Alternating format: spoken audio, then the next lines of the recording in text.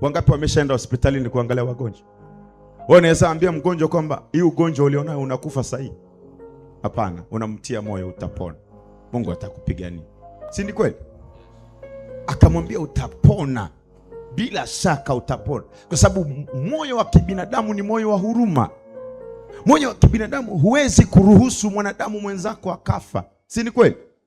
Lakini pale pale akasema, lakini Mungu ananionyesha ulimwengu wa roho. Hasa ndio nataka nikueleze. Maisha na mafanikio ya mwanadamu yanaamuliwa katika ulimwengu wa roho. Elisha alimjibu katika hali ya kibinadamu. Mwambie mfalme atapona. Bila shaka atapona. Lakini mbona? Kwa sababu ile sadaka ikamonyesha ukweli. Akasema, lakini Mungu ananionyesha kwamba atakufa. Kwa hiyo jibu ni nini? Jibu ni kwamba atakufa. Mnaelewa? Kwa sababu maisha ya binadamu yanatafasirika kiroho. Lakini katika kimwili unapofika ofisini, naweza nikaangalia hali yako nikaona hali yako ni mbaya. Lakini kwa sababu mimi ni mwanadamu, lakini ndani yangu yuko Mungu, kwa jibu la kibinadamu utapona. Si ni kweli? Yes. Lakini ulimwengu wa roho ninaona kwamba utakufa. Are we together? Tuko pamoja.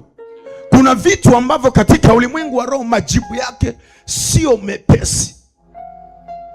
Ndio maana kuna mtu ni ngumu sana kumjibu majibu ya kiroho kwa sababu hakuna ambatanisho la sadaka ndani yake.